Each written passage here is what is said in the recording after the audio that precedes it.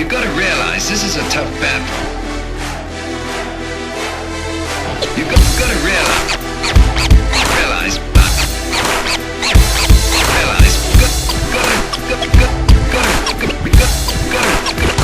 this is a tough battle.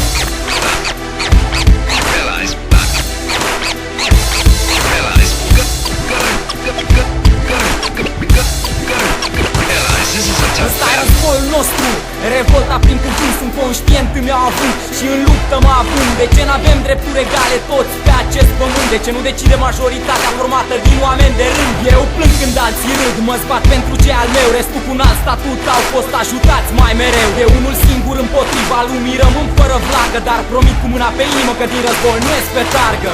Asta e o revolt, să știe toată lumea. Elini au zis la muie să vă trag și nu glumea că banii se fac cu bani. E adevărat, dar cine îți dă banii de început să prinzi încredere în tine? Deci nu se poate face nimic decât cu șap. Și când lipsește hanoracul, sigur se găsește șap. Lasă-mă că nu sunt eu gangster de Puerto Rico, dar nici papagal să las soacra să mă bage în pico. Societatea ne tinde mâini, dar simțim numai palmea și conduși din umbră de bani, de ciuveți sau de dame. Ai dreptul să iei decizii, ai carte și moral, ai parte de informații filtrate pe postul național.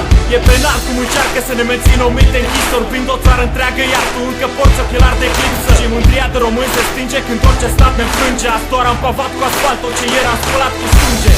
Să mă revol pe ce-am, doar nu-s nebun. Nu vezi că ăștia fac ce vor, nu fac ce spun. Am în față un drum și trebuie să aleg, să merg până la capăt ca să văd cu ce mă aleg. Aha, prefer să șterg ultimul gram de ură din mine. Nu poți să lupți cu sistemul dacă nu lupți întâi cu tine. Și nu sunt lași, nu, dar nu sunt șanse, vezi tu.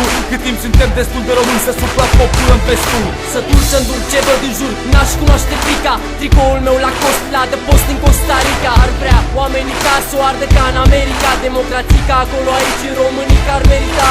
Nu pot să omit că șleacta îmi pare comică. Justiția o au amică, nu-i prins cu o caua mică, dar nu-i cu o ca mică. Tipic se complică, cică, să înțelegi politică ce implică multă critică. Faceți orice să luptați într-un război inutil, ce n-aduce nimic bun, doar nume de orfanului copil. Vă furați între voi, dușmani sau frați, cu arma în mână știți doar să împușcați. Mor femei, mor bătrâni, mor nevinovați copii. Oricine poate lovi, dar mâine ce va mai fi? Jefuiți oameni de sărăcie, nu mai țineți cont. Dar unde e vitejia când fugiți de pe front? Văd puști libertatea printre gratile cuști. Oare nu știi că dreptatea e mereu în bătaia puști? Supuși și manipulează, supuși și se conformează, când pe sub uși ne manevrează fără mănuși ca pe un puzzle. Coaliții nu au ordine, au miliții subordine. Le țin muniții până la noi ordine, știu va fi dezordine. Din letargie la anarhie, anihilați cu propria armă, transformați în poze ramă, simt și ție te teamă.